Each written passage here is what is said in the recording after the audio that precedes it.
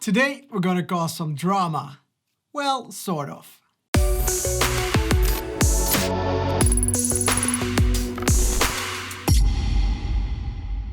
Hey, what's up? Usman here, and in this video we're gonna take a look at how I made my recent track Drama that is out on Maximize Records. It's a kind of a hybrid between big room and trance, and for this particular track I really wanted to go for like an Eastern vibe. I already shared the story a little bit about Drama, but for this video I really want to dive into the project with you all. So let's have a look how I made the track Drama.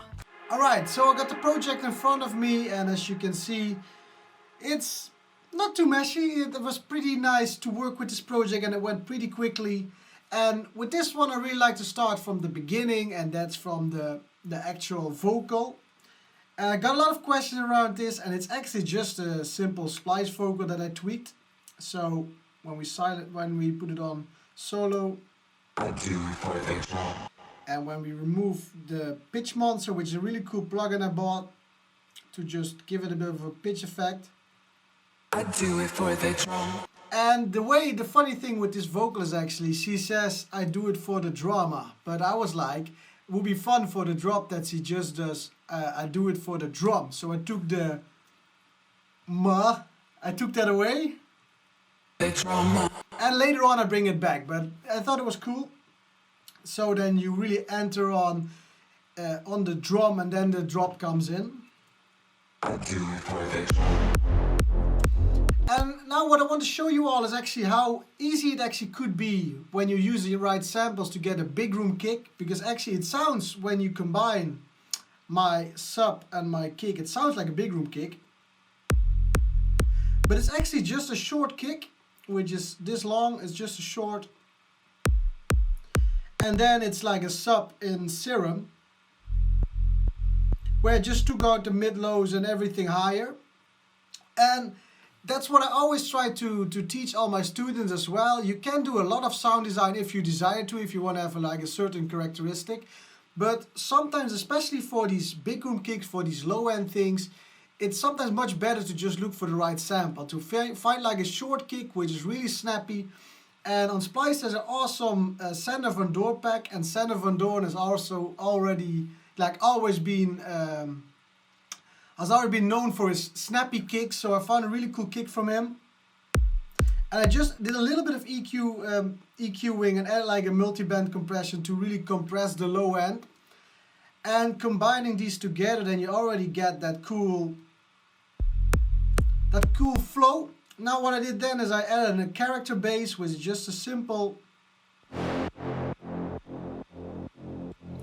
just to give it a bit more texture, and then combining these two. So with this one taking away the mids and the highs, and this one taking away the lows.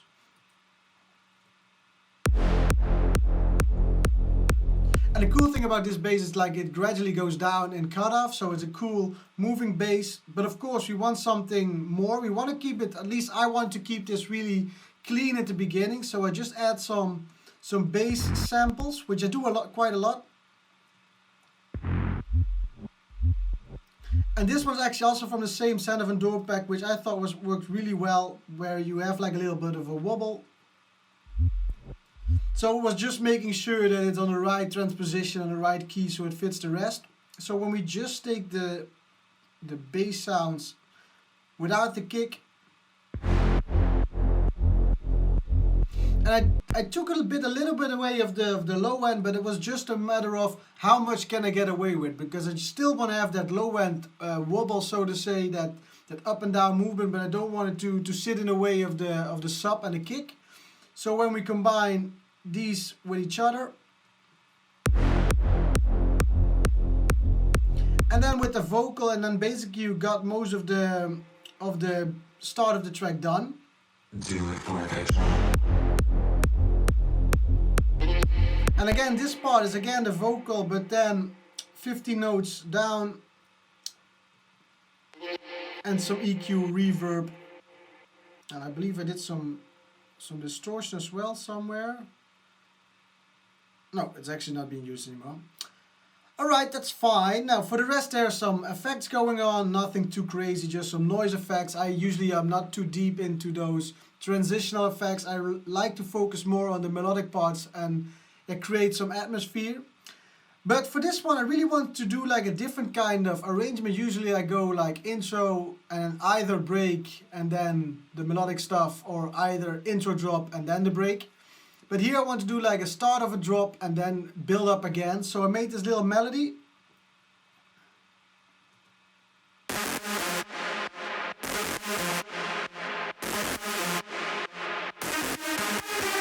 And with this one I really wanted to go as harsh as I could with this supersaw to give it that really crispy sound, and then layer it with like a little bit of a different character.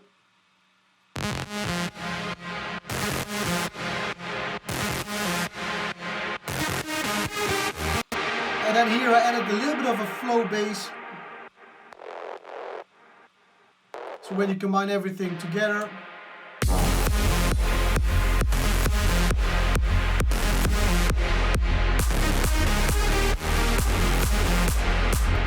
and then a few loops, I basically just combine a few loops from splice and from samples that I still had in my library. As you can hear, I'm not also not big of a drum kind of guy. I really like to keep it, focus it more on the sci-fi sounds and the melodic sounds, that they are and of course the bass, that they are the most prominent. Combine it with a solid kick, and then the percussion and stuff, that's for me is always a little bit on the side, just to guide the listener towards the break. Talking about the break. The break actually starts with a vocal that well, let's first hear it without the vocal. I had like a little chord progression.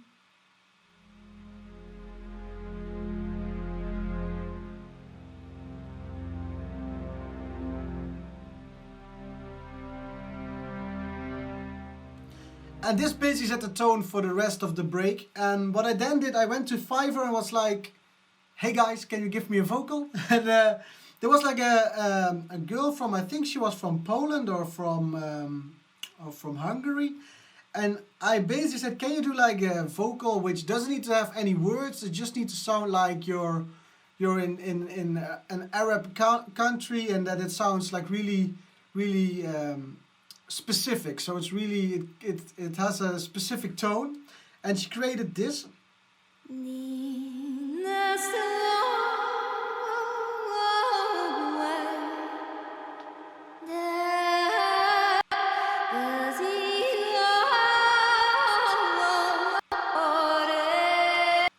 So it basically, what I wanted is to start really mellow and then start building up, and I had to do some cuts, of course. Usually when you work with people from Fiverr, it's always a bit hit or miss, but usually I always get through communication, just communicating right what you want, I can always get a result that would work for my track. So here I did some tweaks. Now, if this would be like a pop track, then I might not have gotten away with it, because you can hear some of the cuts still.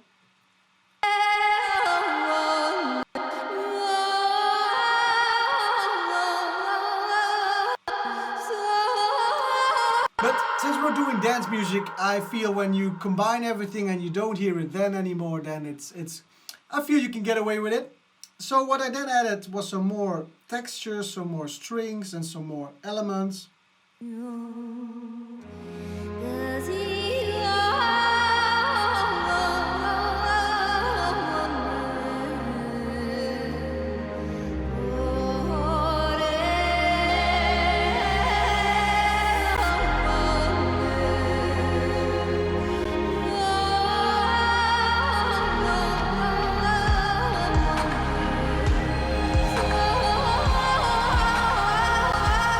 And now, I like to do a lot of cinematic stuff, but there's actually one kind of sound in cinematic and orchestral music that I don't like, and that are those big taiko drums. I always feel like because my music is so futuristic, I feel like those taiko drums always sound a bit like from like the Middle Ages, like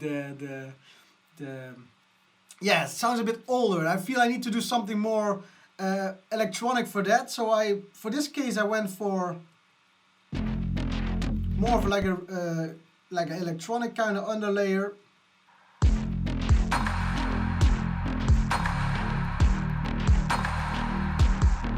So it's just it blends really well with those cinematics actually, and it still gives it a futuristic feeling.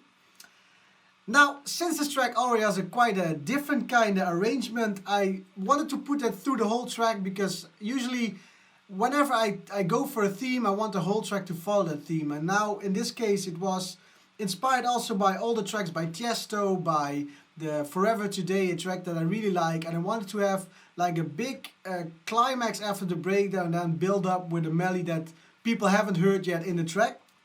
So that's actually this melody.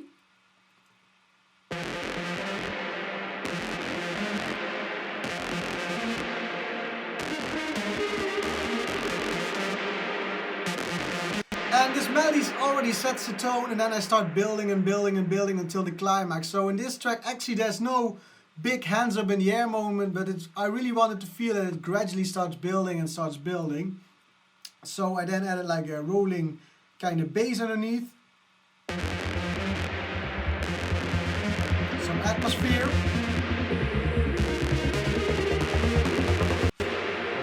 And you know, I really like to do those atmospheres a lot.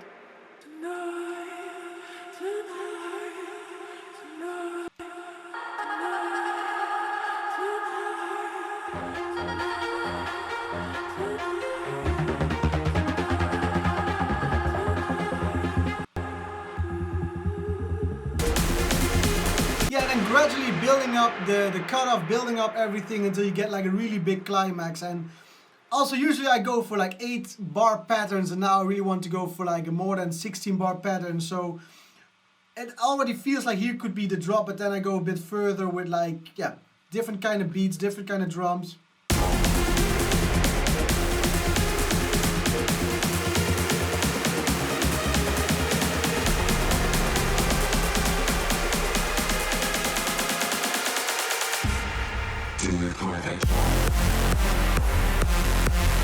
And actually with this drop, yeah, it was a matter of what kind of rhythm do I want, because I already knew like that wouldn't work really well for the drop actually. And I can remember like a collab from Armin and Ferry Corsten called Brute had that really cool on the beat kind of melody that I can't recall the melody anymore, but it was I can remember that it was like on the beat, so I want to do the same.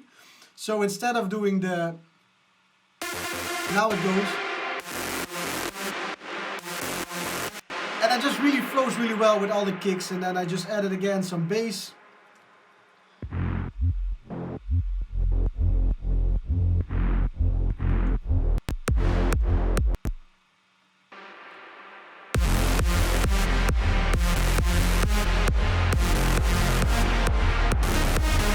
And then at the end, just add some small little things to really iron it out.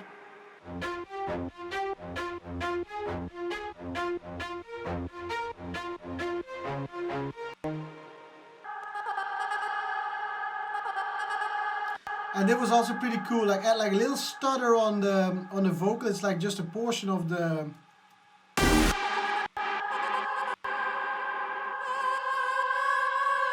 Of course, that's much too dramatic, but then when you just take this small part,